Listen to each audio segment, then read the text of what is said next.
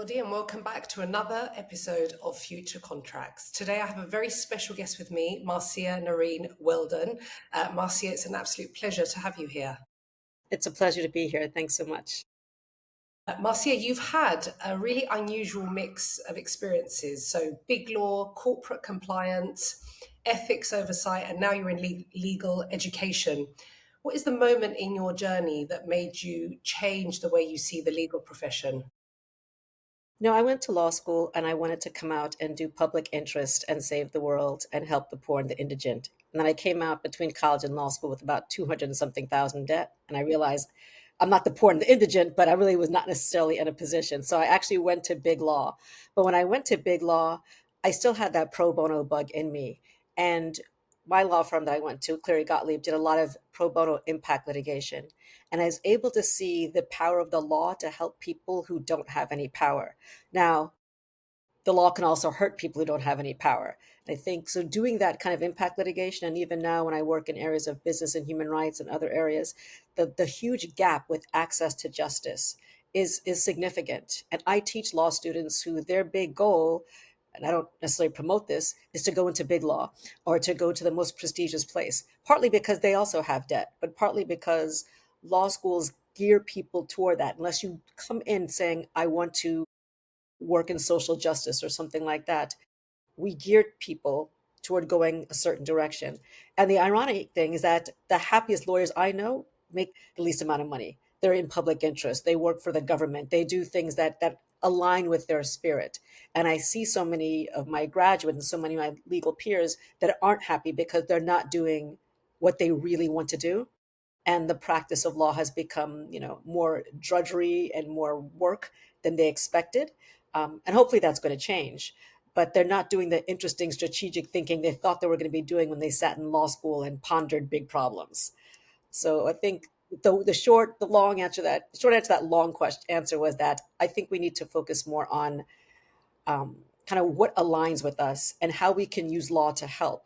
Not just big corporations, because big corporations need help too.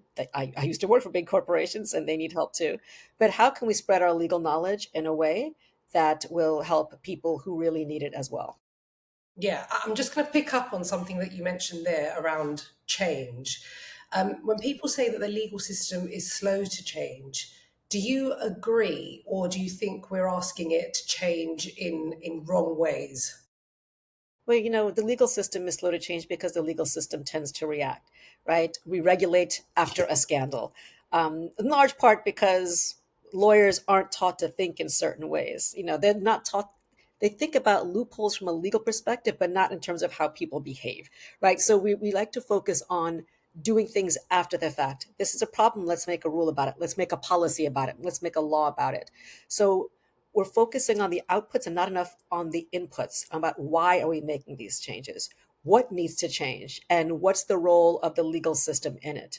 And, the problem is, even if you have the ecosystem of a law firm, you've got committees and partners committees, and the people got to vote about it, and then they've got to think about it, and then you've got to change all your IT systems, and then you've got to think about whether the clients like it.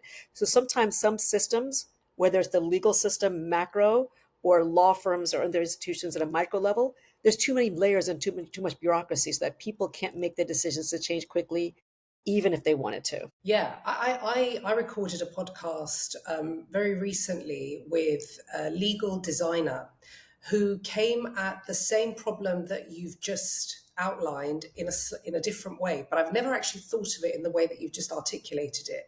So her perspective is that there is a lack of user centricity in the legal profession, and legal design as a concept and design thinking as applied to law is something that can help us overcome it. But I'd never thought of it in the terms that you've just stated, which is that we are very reactive, and by the nature of the role, we are very reactive, and we regulate after the event. And you're right that we think of outputs, and there's not enough emphasis on inputs.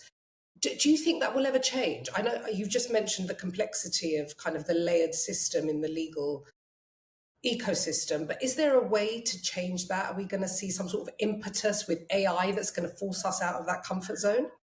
I think AI is forcing everybody out of its comfort zone, and you know that more than anybody else. But before we even get to that, I want to get to the concept of design thinking because it's something that has been a huge part in how I practice. And I started learning about design thinking 15 years ago from a colleague of mine at University of Miami, Michelle DeStefano, who runs this program called Law Without Walls. Back when I was a deputy general counsel, all that kind of stuff in-house, she approached me and said, do you want to be a part of this program? And for 15 years, she's been doing, design sprints and hackathons with lawyers, business people, and law students and business students, having them actually learn to think in a very different way. How do we question things? Lawyers are quick to jump to the solution without really understanding the problem and without even understanding how to reframe the problem. Lawyers typically, by the way, get very frustrated with this, because we're not trained to think that way.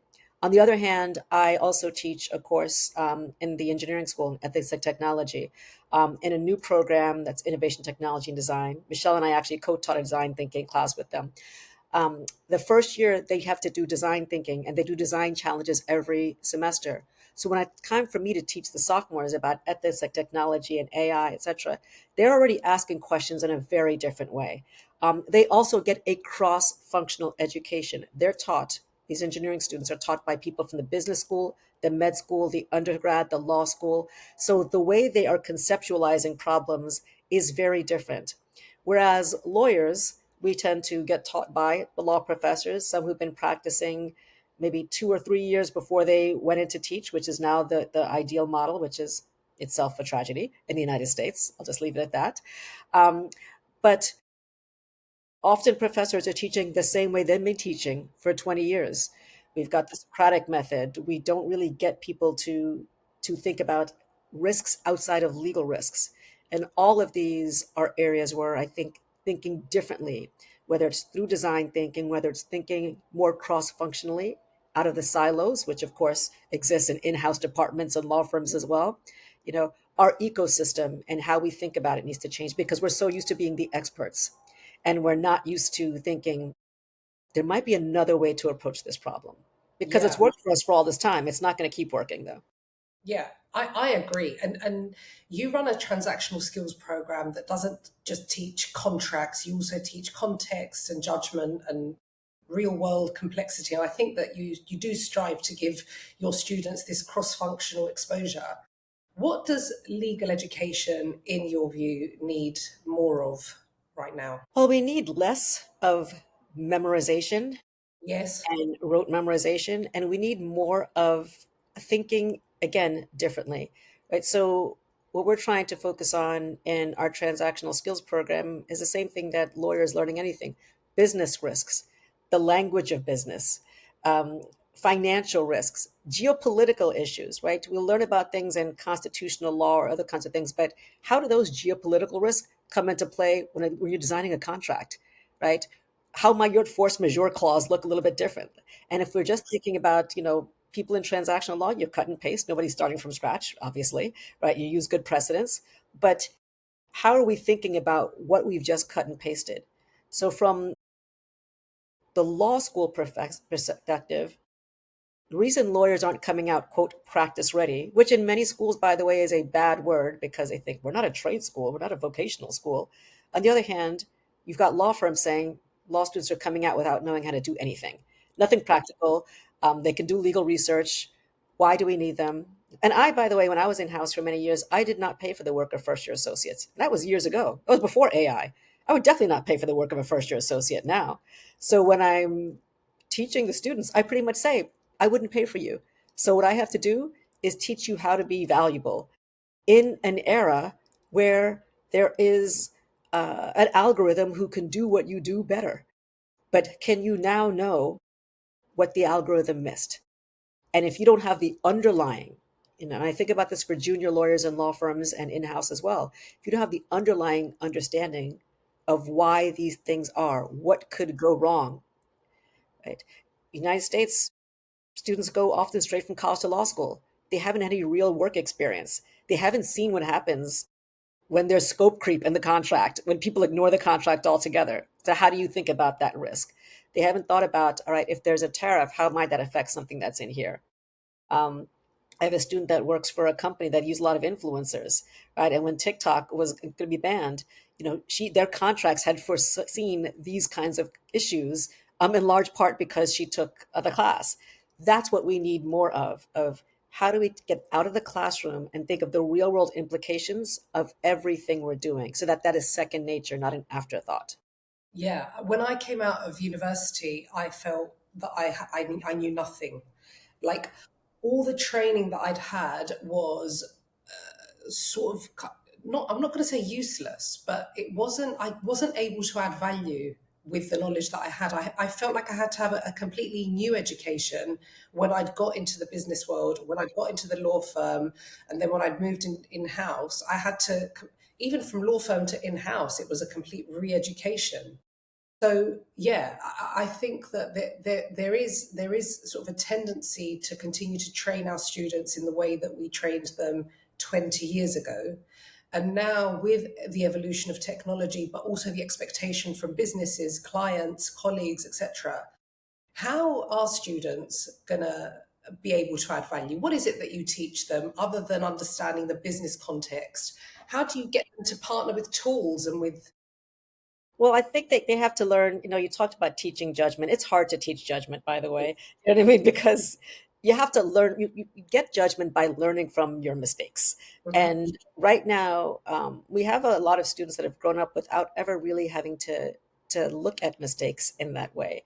And because they see failure as a terrible thing, right? They see making mistakes as something that's impossible, where you only learn from mistakes, right? When I was outside counsel, by the time people came to me because I was a litigator, they were in so much trouble. It didn't matter what I said. I said, if I said, you need to do this, this, and this, they said, okay. Then I went in house and it was completely different. Why do we have to do that? Is somebody going to get arrested? Is this illegal versus unlawful? What's the business issue? I had never heard those terms. I was used to being the, I have spoken, go do it, right? And now imagine you're a law student that comes straight from college, or maybe you had a little bit of work experience but not a lot of experience. You're taught a lot of theory, you don't understand, what can happen if you slip off the escalator, what happens in torts, but you haven't really thought about the business consequences. That's what I think we're missing. And I think a lot of professors, and I don't want to disparage professors, but I think a lot of professors aren't really attuned to what the legal needs of the market are today, which are, by the way, inherently contradictory. We have to work faster, but we have to apply our judgment. We have to apply judgment that we may not have received because we're not giving junior lawyers the training and the mentoring that they need. And we don't allow mistakes. And you can't learn. You can't say, the reason we should do this is because I had a client that this happened to, because we don't let those things happen. So I don't know how to solve this problem. I just do that. I know that there's problems, but I know we have to think about things very differently. And there are a lot of professors and a lot of law schools that are doing that. I'm proud to be at University of Miami where we're looking at those issues, especially with artificial intelligence. We have an AI lab. The university has a chief AI officer. Our dean and others are recommending integration of artificial intelligence into the coursework, and I think that helps. But we have to not forget that one piece of without some lived experience, without an understanding of AI can look at the patterns. They're going to do things much more quickly. But if you're not understanding what AI might get wrong, and I'm not just talking about hallucinations, right? If you don't know the right questions to ask, you're going to think the output is much better than it is. And I worry that there is going to be a gap in training, not just in law schools, but definitely in law firms, as partners and senior levels don't have as much time to train. They don't really know how to train or mentor. Um, they don't know how to give feedback. And associates often think of feedback as a tragic thing as opposed to feedback being a gift. So we have to change very much how we teach, how we train, and what we value both in law schools and in law firms. And I don't have any answers to that. I just have a lot of things that we need to change. Yeah, I know, and that's the beginning, right? But you said something that I thought was really interesting about how failure is perceived to be a really terrible thing. Do you think the perception of failure has changed over the years? I think people say it has, but it depends on where you are. Now, of course, I'm not talking about let's celebrate the bet the company failure that causes the stock price to drop and people to have to get laid off, right? But I think, for example, when we look at failure, right, we'll do what's called a root cause analysis to get to what happened and what went wrong. by definition, that already puts people on the defensive. It's very difficult for you to want to have that root cause discussion, um, or that debrief if you know that fingers could be pointed. Just also neurobiologically, it makes you less likely to want to learn from mistakes. So I think how we recast quote failure as a learning experience and make it safe very early on to ask questions. I think the reason a lot of young lawyers and law students and even more senior lawyers quote fail is because they're afraid to ask the questions, because they're afraid to look stupid, or they're afraid that they're supposed to know something that they don't. And the way that information is coming at us so quickly, and the way the technological paces changes are happening so much more quickly, from a cognitive perspective, it's almost impossible for us to keep up. And that puts people further and further. So some people will fail because of inaction, because they don't want to ask the question. And I see this with law students all the time, which is why we drill into them how to interview clients, how to ask tough questions, how to use AI to brainstorm about the questions to ask. Uh, but even in the law firms, the junior lawyers that don't feel like they can ask questions and think of failure, meaning I might get kicked out. The job market is slow, so I'll just keep my head down. I just won't ask the questions. I'll try to learn by osmosis. So we are setting, no pun intended, we're setting them up for failure by not acknowledging that failure is a part of the profession. Yeah. When I worked in with lots of different startups, particularly in the fintech space, whenever there was something that went wrong, they did a retrospective analysis of what happened. They had a really clear methodology where they dissected the problem without judgment. It was just what went wrong, how can we learn from this, how do we not do this again, and how do we become better on the basis of the mistake that happened. So that if you do that, then you are reframing failure as a learning opportunity. That sounds kind of cliched and maybe very obvious, but I think that that is something that I've noticed more and more with junior lawyers that come out of law school lately, is that they are, I feel like, maybe I'm wrong, but I do feel like there is more fear of failure than there was before, where you were kind of, I think the world was a bit more forgiving. Maybe there's just a lot of exposure or perceived exposure, and this fear of scarcity coupled with the fear of being cancelled, or just general fear mindset, which I don't think is conducive to progressing in your career, particularly at an age or a stage where you just need to be asking questions and not caring whether you look stupid, because let's face it, you probably are Hmm. compared to someone who's 10 years qualified and you don't have the experience, and that's fine. You're not expected to. But there does seem to be an inflated expectation or perceived Absolutely. expectation. Absolutely. And part of it is, this is a generation that grew up with social media where everything is filtered, everything looks perfect, Yes. everything is curated, Yeah. right? You're going to do 3 takes before you post your, the 17 pictures that are taken before you're going to post something on Instagram. And it seems like it's a trivial thing, but that really goes toward it's got to be just right? Yes. And law firms, are populated, especially in the United States, by students who graduate from law schools where everything they're taught is what went wrong and why this was wrong, Hmm. right? When I teach business associations and I have my students brief a case, I tell them no business person is ever going to care about these facts. Tell them what went wrong, how to fix it that quickly, as opposed to dwelling on the problems. Let's dwell on this is how you might do it differently. Here's my advice for you. Because that is how business people think. All right, this didn't work. Now I'm going to try something else. They do things like, A/B testing. They do all kinds of things. They know for a fact that something may not work and they just are ready to iterate and try again. But law students this went wrong. This is what the law is, as opposed to thinking, okay, but what should the law be? How can I advise differently? What would I do differently? And so that's where I think some of that comes. So between the desire to be perfect, being taught about how things are wrong without having enough of a emphasis on what can we do differently, all of that leads to a fear of trying things that are new. Yeah. Yeah. And I think the last thing the legal profession needs is more perfectionism. Exactly. Um, Marcia, you've written about lawyers needing to partner with AI, and we've touched upon AI in kind of various parts of our conversation. But what does that partnership look like in practice, in your view? What did you mean when you said that? So you have some, I know some lawyers who don't even want to spell AI in their law firm because they think it is just a passing fad, and like NFTs. I don't know what they're thinking about it. I don't know why they think that.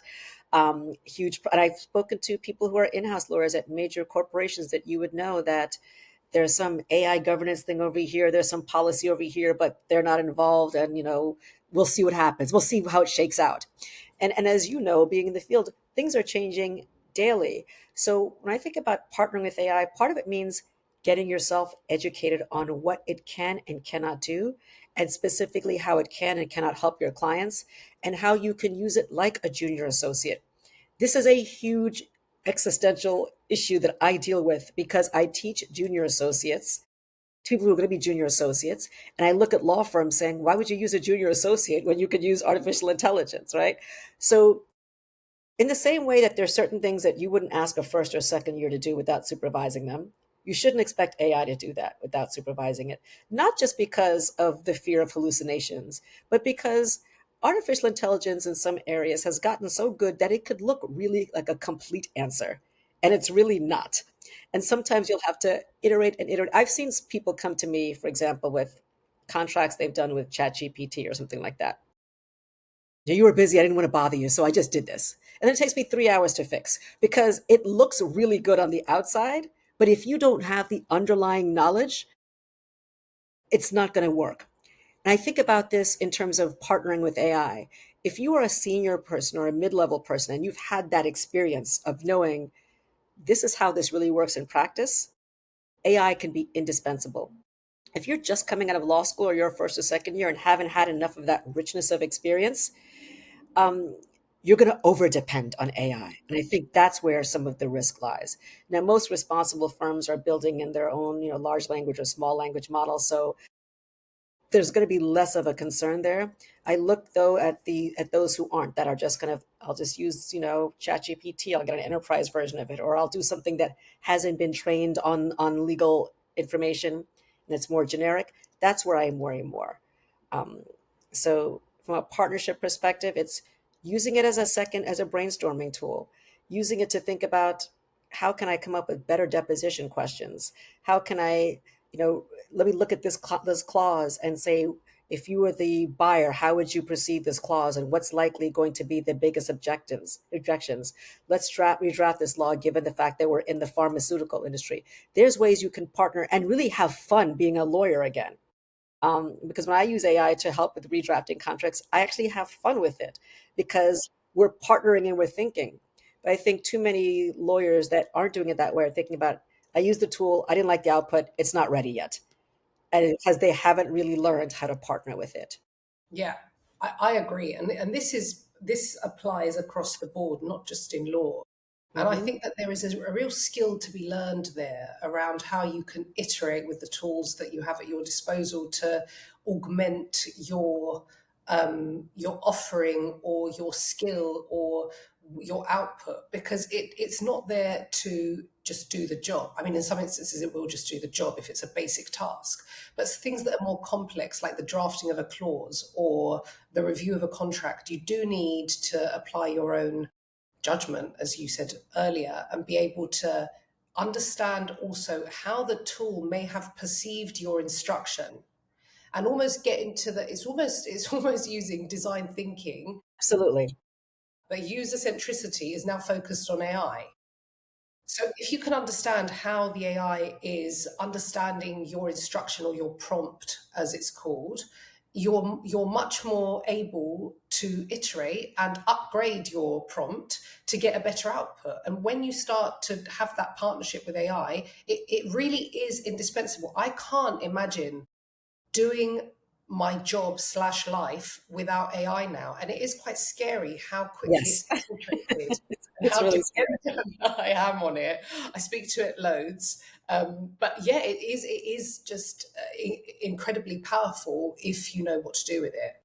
Absolutely. And And you like you talked about the overdependence. I do worry about that. I've seen text messages from my friends like, "Did you use AI for that? Because that doesn't even sound like you. Are you so lazy now that you can't send me a text message?"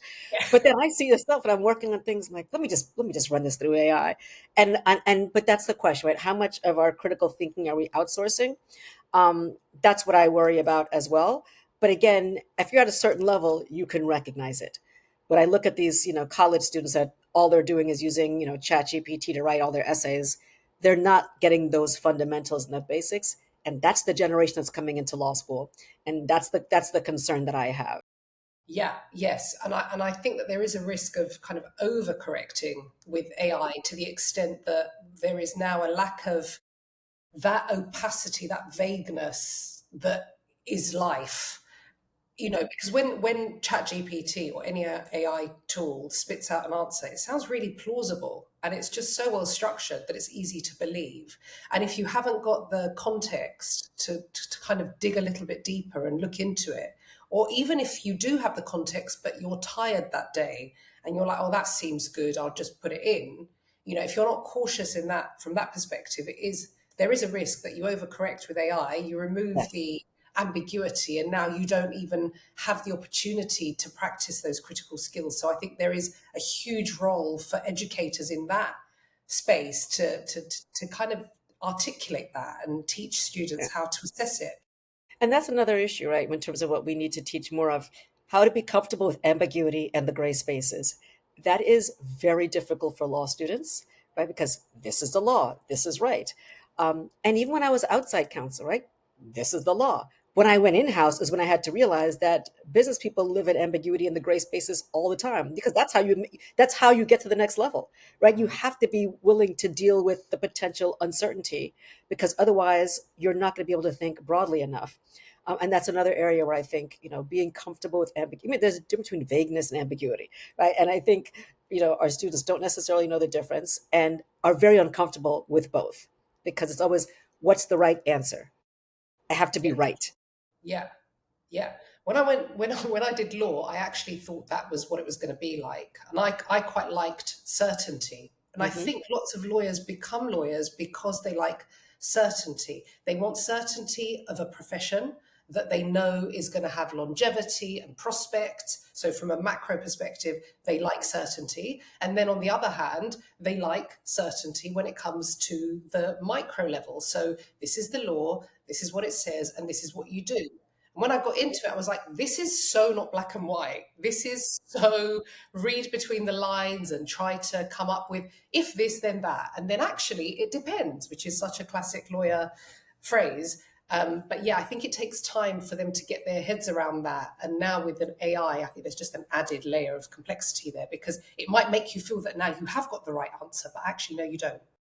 Right. And because we're also, in my generation too, instant gratification is what we expect. If I go on Yeah, Amazon, how could this take 2 days to get to me? When if or I ordered from Instacart, what do you mean it's not here in 3 hours? It was, and that's crazy, right? Or we get on an airplane, like the Wi-Fi doesn't work, but we should be glad that we're in a plane in a tube going across the sky and we don't crash into the ocean. But we've come to expect things instantly, which means if AI gives us the answer, we're not so willing to go and say, let me dig a little bit deeper. Like you said, it looks good to me because I'm used to getting things instantly and assuming things instant is correct because somebody has already thought through all of that. But again, it's the whole potential bias, right? The garbage in, the garbage out. We all know it could look great, but it's still garbage. It's just good yeah, smelling garbage, right? yeah, yeah. Marcia, you've worked on whistleblower protections and ethics commissions and ESG frameworks. How should lawyers show up in this new landscape? I think it depends on where you are, right? So I'm in the United States. She's a little bit of a touchy subject right now.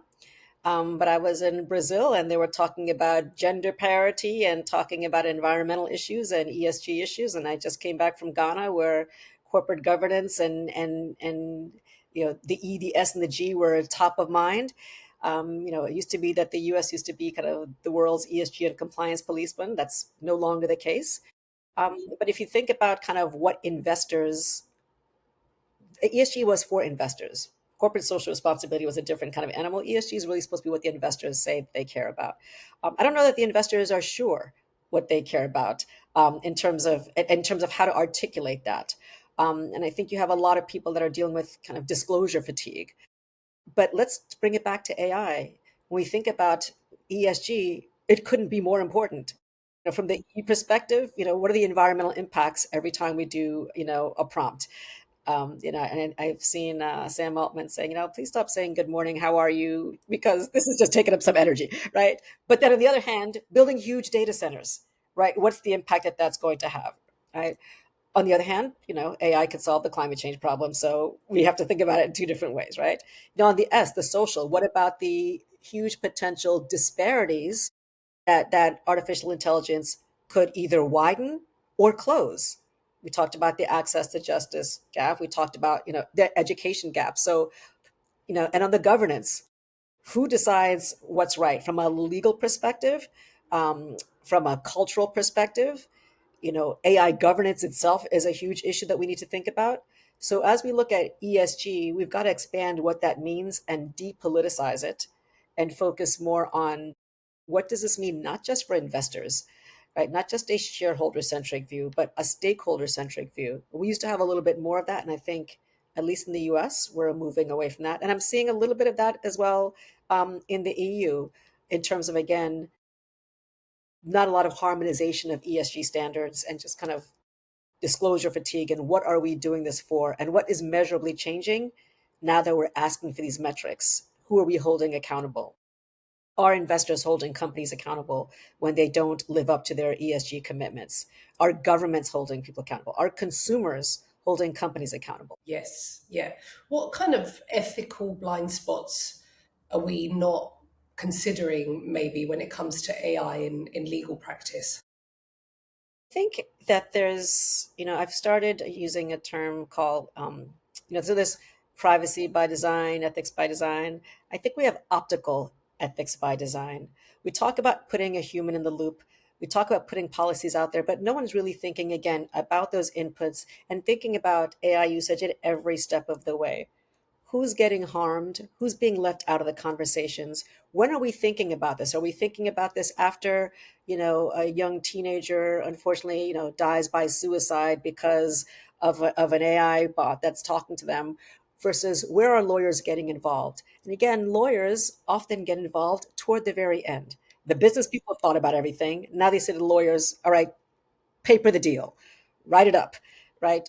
When are lawyers and other legal professionals involved at the very earliest time? And again, when we think about lawyers and ethics, we're often thinking about kind of professional ethics, right? That's what we focus on in law school. But what about the human rights issues, which are ethical issues? There could be labor issues involved, privacy issues involved. So we put up the optics that we're doing the right thing because we have the lawyers draft the policies, we have the lawyers do the training.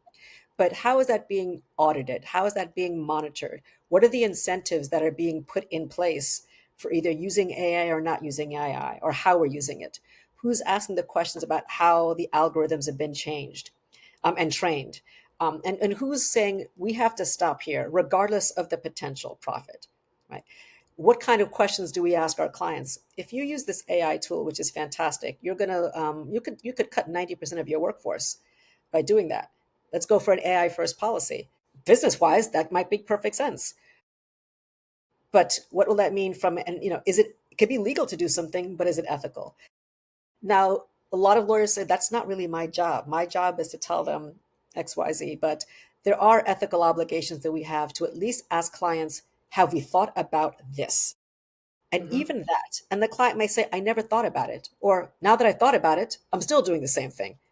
That's fine. That's the client's decision.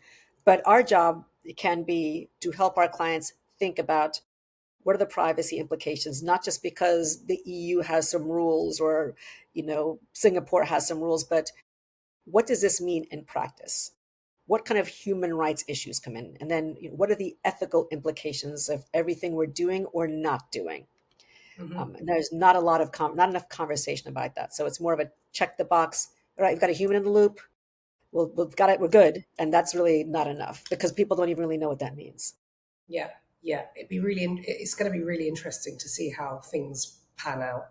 Um, yeah, it is a controversial topic. Talking about the impact of AI, I was at a dinner the other night and I mentioned that I think that lots of professions are going to be completely replaced by AI, and it was not a popular opinion at all because it is scary to say the world as we know it is about to change, and this is not. You know, people compare AI to the internet. I like to compare it to electricity. Yeah. It's going to be fundamentally life changing. And I think it will impact things that we just take for granted as pillars of the way that we live in this society, like the economy. I think that will have a fundamental impact, the way we perceive the economy. I won't go into loads of that because that's the topic for another podcast, but there will be a huge impact because of this. And we do need to be mindful of what that means. And as lawyers, because we have this capability to understand impact at this multi-contextual level, we do have an ethical obligation to flag that to our businesses when they're proposing the use of AI for things that might have actually a downward impact later on. So yeah, I'm really interested in seeing what happens. Marcia, you also coach and teach resilience, emotional intelligence, and mindset. Why are those skills no longer nice to haves for lawyers?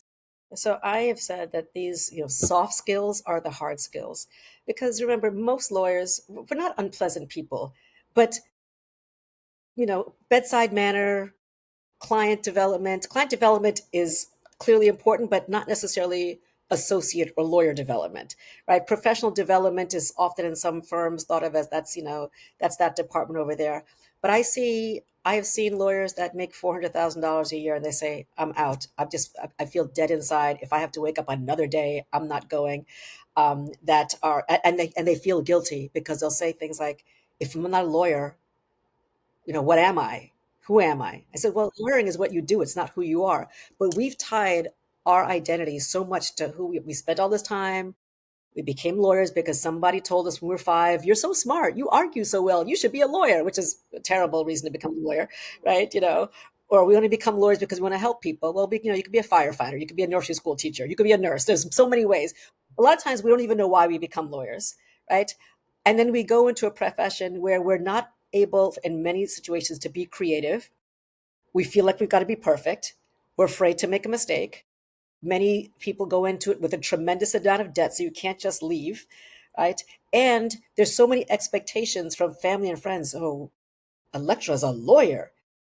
If she says, well, I think I'd rather actually just be a flower designer instead, at some point people might say, I mean, enviously, but they might look at you askance. Yeah. So when I look at it, I try to tell people to focus on, what is your personal mission statement and what are your core values? If you don't have those core values, you're likely to sit there and work yourself to death in a place that doesn't respect or value you. And as you get older, certain things become more important.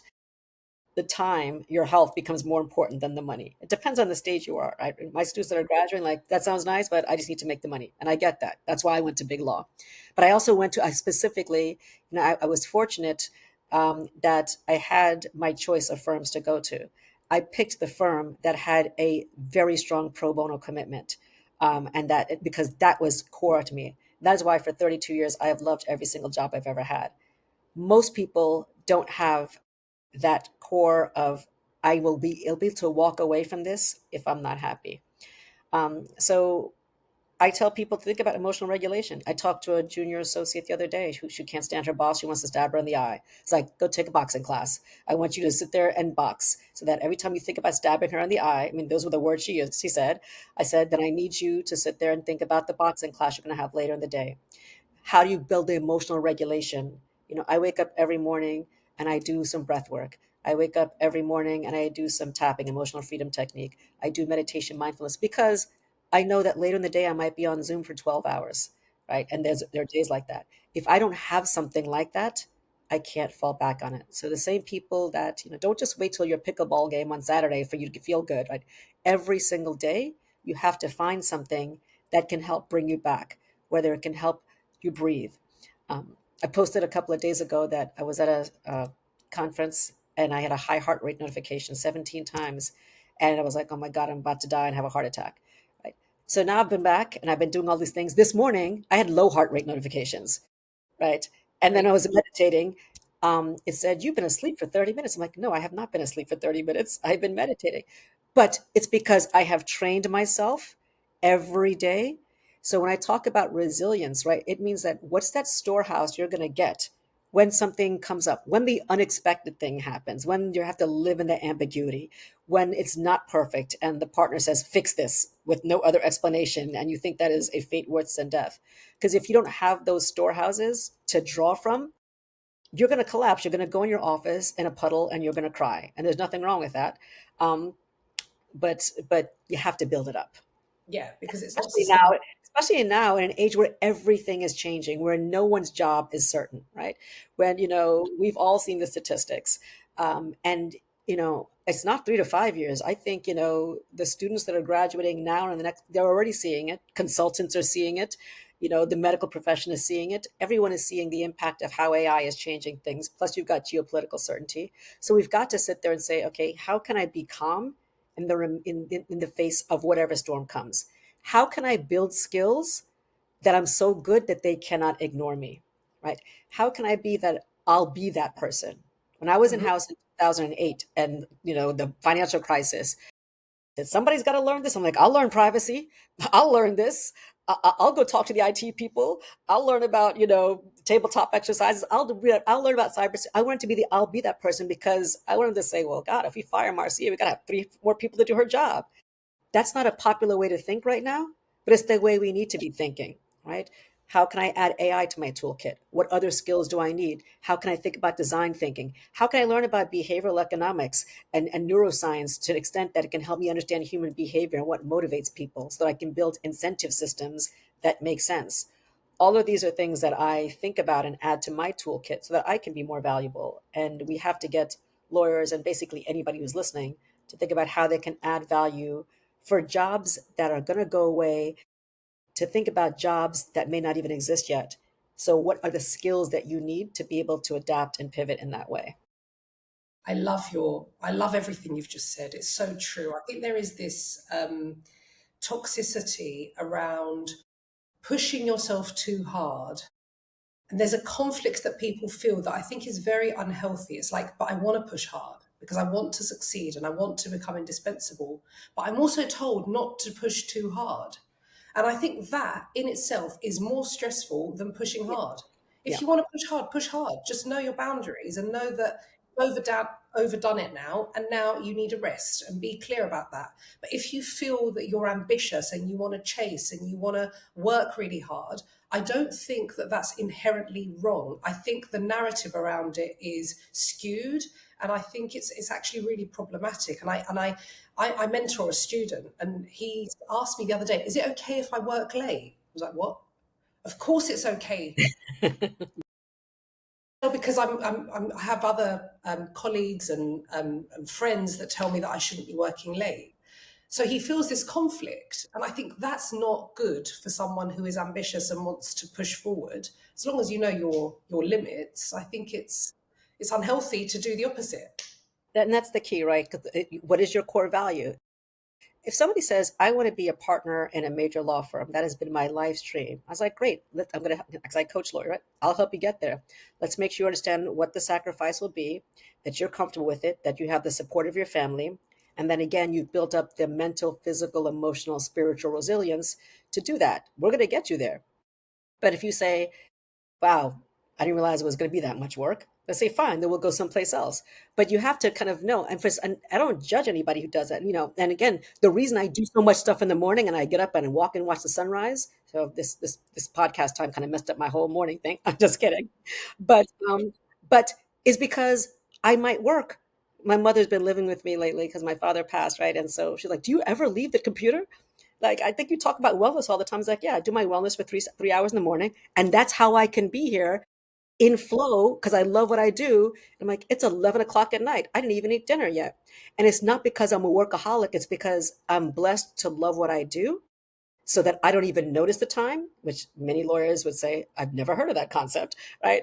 And then the second thing is, I've built up my reserves in the morning, right? So that I can do it. And when people burn out is because they get up, they're on the computer right away, they work, they don't go to the bathroom, they don't drink any water, they don't, They don't have any, even a 5-minute moment of just, let me just be mindful and drink my cup of coffee without doing anything else. They don't do anything. So that's how they burn out. Or, and they're also working in something that does not align with their core values. They don't have any meaning to what they're doing. And many lawyers don't have any meaning to what they're doing because in law school, we didn't prepare them for that. We prepare them for, look at all the fascinating, interesting Supreme Court cases you're going to read. And then you're like, oh, I'm doing document review for the purchase of the shopping mall that I don't care about. Um, but you can care about it if you put some meaning to it, right? Look at all the jobs you're going to help create. Look at the dreams that are going to come true of the people that are in those places. And if you reframe how you're thinking about it, then any legal task you do can have some meaning. But we're not, again, taught to think that way. Yeah. Wow. Love all of that. Um, Marcia, it's been an absolute pleasure to have you. I feel like that hour just went in a flash. Uh, Absolute pleasure. And your students are really lucky to have you in their lives at this stage of their careers. And I'm lucky to have them too because they keep me motivated. They keep me thinking. And AI has been such a real wake up call to help me think about how am I going to teach differently for a world that these students need to be prepared for. And I feel like a personal responsibility, and every educator needs to feel that way. Every partner in a law firm, every business owner needs to think about what is the responsibility we have to this next generation of people coming into the workforce to make sure that they are ready and that they can contribute and that there's a meaning to it as Yeah. well. Yeah. That should be part of their ESG agenda. Thank you, Marcia. Thanks so And thank much for you, having me. everyone. Thank you. Thank you, everyone, for listening. And stay tuned for the next episode of Future Contracts. Thanks very Thank much. Take you. care. Thanks.